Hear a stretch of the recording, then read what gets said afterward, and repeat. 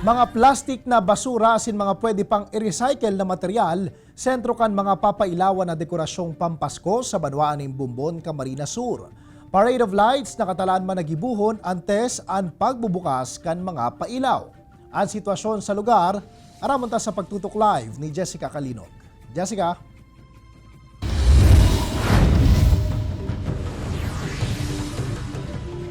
Jesse, saro sa mga pigtutulod kan lokal na gobyerno kan Banwaan in Bumbon, Camarines Sur ang pag-obserbar sa 3R so an reduce, reuse asin recycle tanganing mainaan ang mga nakawarak na basura sa Banwaan. Kaya ngunya na taon iniman ang sa indang ginamit na tema para sa mga Christmas decoration.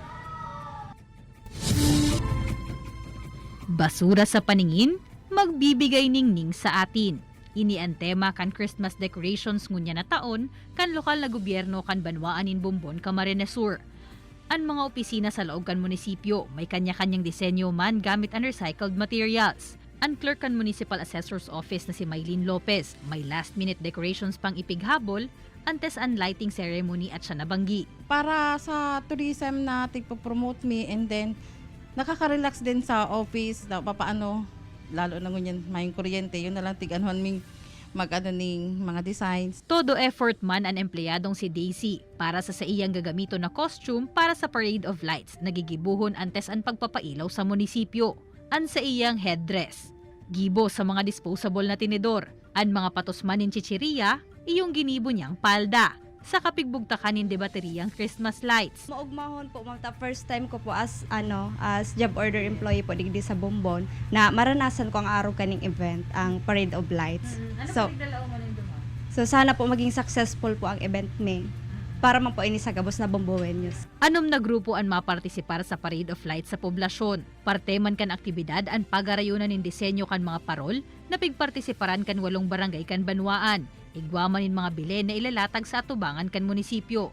Tiglalaang man mi po since dawa kami sa dit na Banwaan, pinapagayon mi ang gayong bumbon na samuya ning tig pupursigin.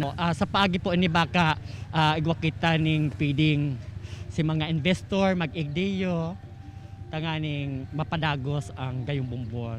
Mga karesibinin cash prize ang mga mapipiling may pinakamagayon na disenyo kan opisina, bonggang costume sa Parade of Lights, pati na ang mga ginibong parol asin belen. Mayor na hihilingon sa judging kan mga ini ang mga piggamit na materyales na dapat recycled materials.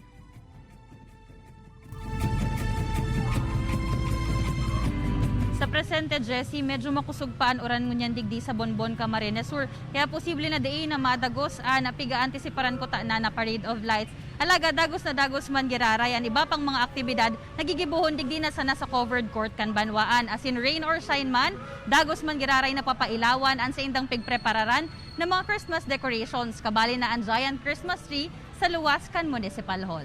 Jessie? Jess, dawa pa paano nagtaoning effort ang mga partisipante dyan sa Parade of Lights? Igwa bang pagkakataon na pwede ning marisked para sa mga talagang nagpreparar na mga Bumbuenos, ngunyan na aldaw?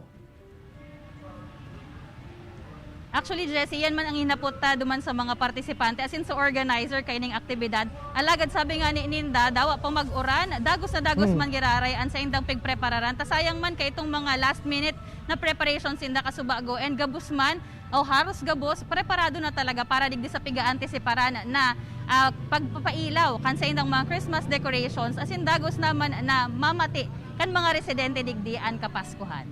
Jessie? Alright, Jos Mabalos, Jessica.